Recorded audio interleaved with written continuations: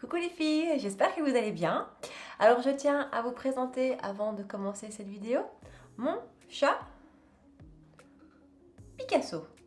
Voilà, vous le voyez peut-être pas très nettement, mais il est là. Donc si vous voyez quelque chose bouger pendant la vidéo, pas de panique. Alors on se retrouve aujourd'hui pour faire un haul. Première vidéo de ce type-là sur ma chaîne. J'espère que ça vous plaira.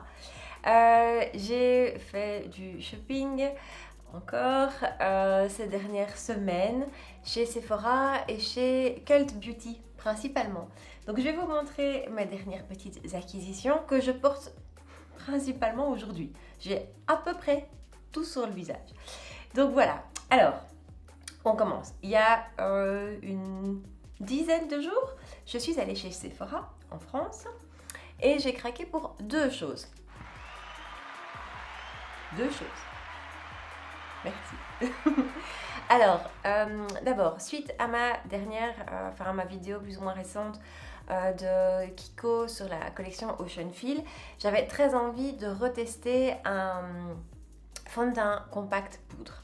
J'ai fait des recherches et du coup, je me suis arrêtée sur le Kat Von D, le Lock It Foundation. Il se présente comme ceci. Le packaging est pas beau. Enfin, j'aime pas. Je l'ai déjà mis au test pendant quelques jours.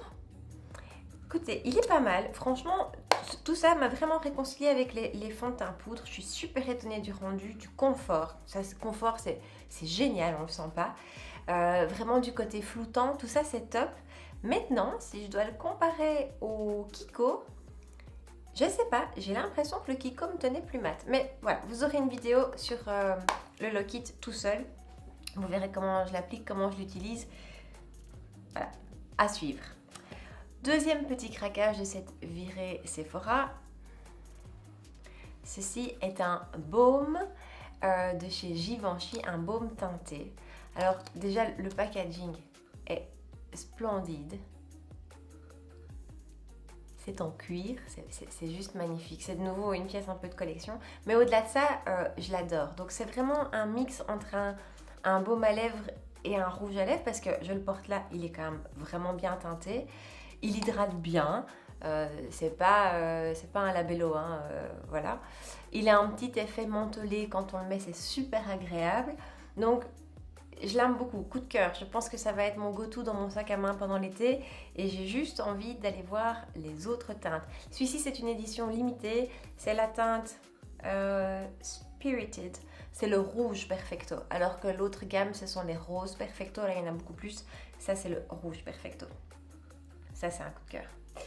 Alors, ensuite, j'ai passé une commande sur Cult Beauty. La vraie raison de cette commande, le produit qui m'appelait, c'est ceci. C'est la Brightening CC Powder de By Terry. Je ne sais pas si vous avez vu passer, ils ont fait un sérum, le Brightening CC Sérum, je pense, qui a fait un carton qui coûte un bras à peu près. Et ils viennent de sortir la poudre qu'on est censé utiliser en duo avec le sérum. Il y a 4 teintes, un très clair, celui-ci qui est rosé, et 2 qui sont plus un peu comme une couleur d'un bronzer. Celui-ci est censé corriger les couleurs et donner de la lumière.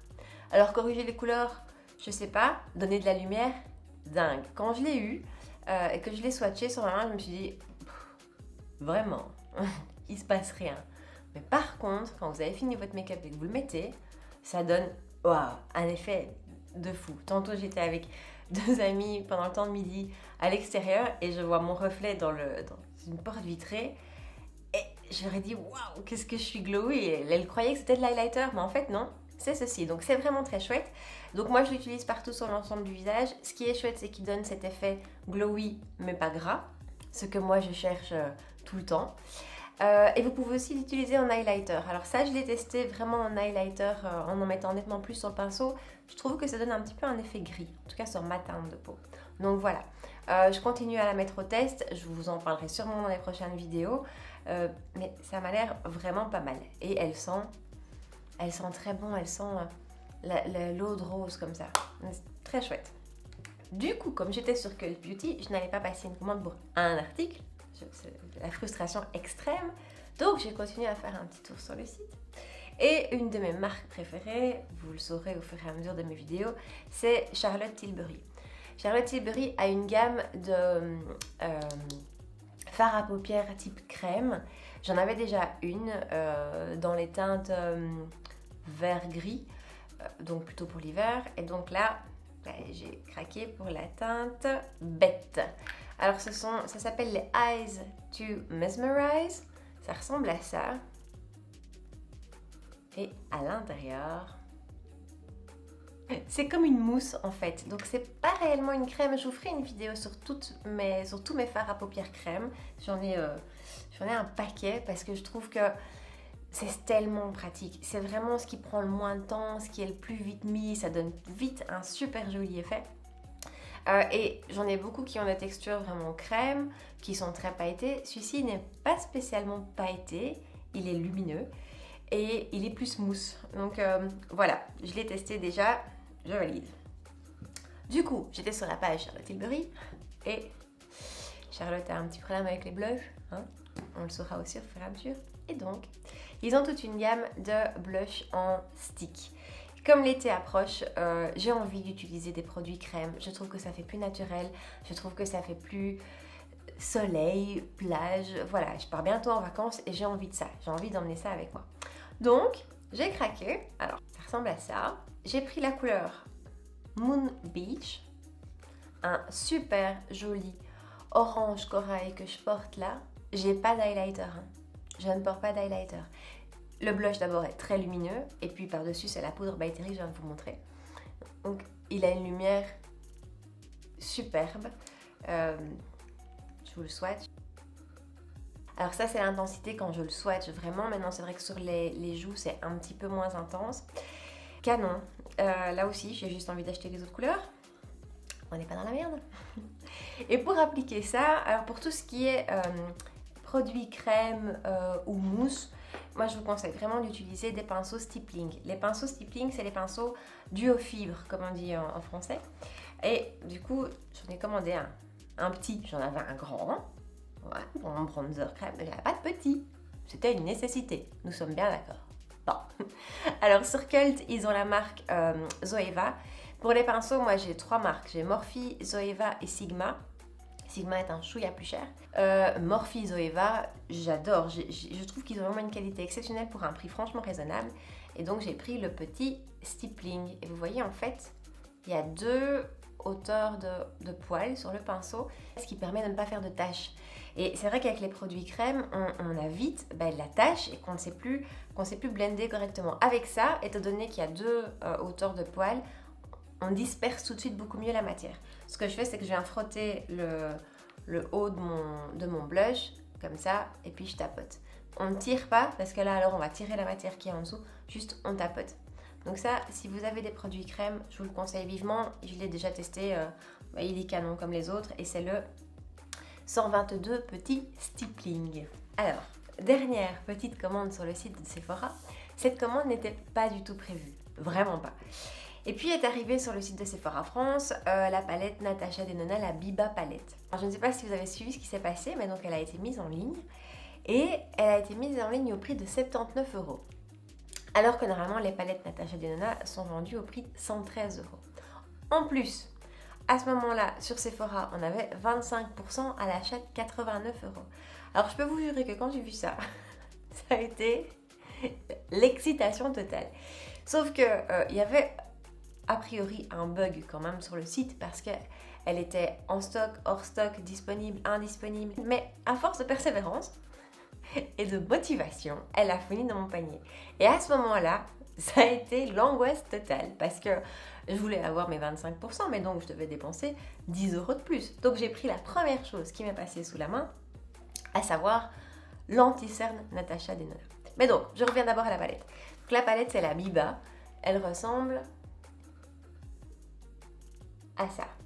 C'est la neutrale Biba palette d'ailleurs. Donc c'est vraiment ce qu'elle promet. Ce sont tous des tons neutres, magnifiques. Les palettes Natasha sont splendides. Je ne sais pas ce qui s'est passé avec le prix de cette palette parce que je suis allée vérifier sur le site américain. Elle est bien à 139 $ comme le sont toutes.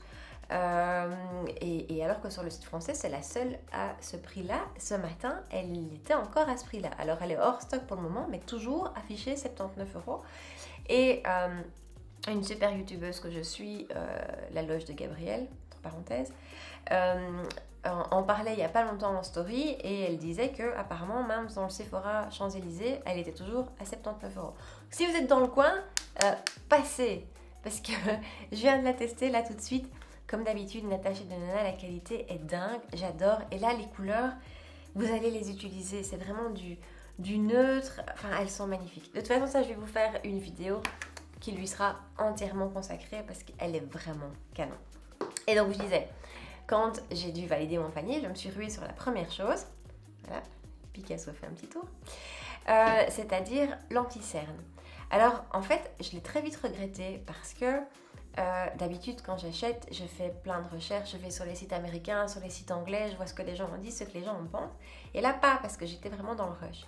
Et j'ai été lire des dizaines de commentaires. Je vais sortir. T'as pas d'enfant, mais on a des chats. Alors, j'ai été lire des dizaines de commentaires et j'ai été regarder forcément des vidéos YouTube. Et sincèrement, je me suis dit, mais c'est quoi cette catastrophe? Tous les commentaires disaient que il était super difficile à travailler. Les vidéos que j'ai vues, Elena disait, mais c'est une catastrophe, il sèche super vite, c'est impossible à travailler. Alors, quand je viens de le tester, je vous assure que quand je l'ai mis, j'ai pris mon pinceau à toute vitesse. Et franchement, ça s'est bien passé. Ça s'est bien passé, c'est vrai que j'ai fait qu'un œil à la fois, je ne me suis pas risquée non plus, hein. Je suis courageuse mais pas téméraire. Donc j'ai pas testé d'en mettre des deux côtés et puis de travailler, donc j'en ai fait, j'ai posé le produit sur un œil, je l'ai travaillé et puis j'ai fait l'autre. La couvrance est vraiment sympa, ça s'est facilement travaillé. Voilà, maintenant, à voir, est-ce qu'il ne va pas accentuer mes petites rides, voilà. Ride du sourire, on va dire, comme ça on va se donner bonne conscience. Est-ce que ça va pas assécher mon dessous de l'œil? Ça c'est toujours les deux grandes questions avec tous mes anti-cernes. Donc à voir, je vous en reparlerai sûrement quand je ferai la vidéo sur la palette Biba, parce qu'à mon avis je vais encore le tester beaucoup d'ici là. Et pour info, j'ai pris la couleur 4N et je deviens pas mal pour choisir mes couleurs en ligne. Je m'épate, ça a l'air bien. Donc voilà, et tout dernier achat, un petit peu moins make-up, c'est du parfum. J'ai porté pendant des années Angel de Thierry Mugler que j'adore toujours et qui, voilà, pour moi c'est un parfum unique, un parfum qu'on peut réellement associer à une personne. D'ailleurs ma meilleure amie me dit toujours que mon odeur pour elle c'est Angel. J'ai arrêté de le porter et en fait j'ai arrêté de le porter parce que je me suis rendu compte que ça incommodait pas mal de monde parce que c'est vrai que c'est très fort comme parfum.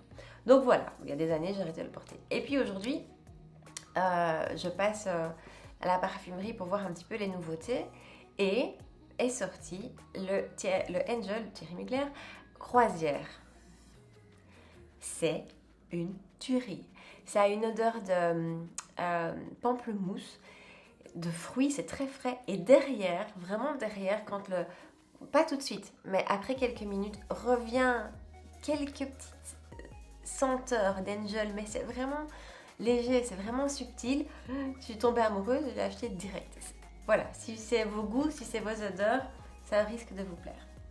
Donc voilà, c'était le petit haul un peu imprévu, mais comme j'ai beaucoup trop craqué encore récemment, je me suis dit why not. Une vidéo suivra sur la Biba et sur le Lock It de Kat Von D. Et puis le reste, vous le verrez au cours de mes prochaines vidéos, ça c'est sûr. J'espère que ça vous a plu. Dites-moi si le concept des hauls vous plaît, si vous en voulez encore, parce que à mon avis j'aurai encore matière à en faire dans pas trop longtemps. Voilà, laissez-moi vos commentaires.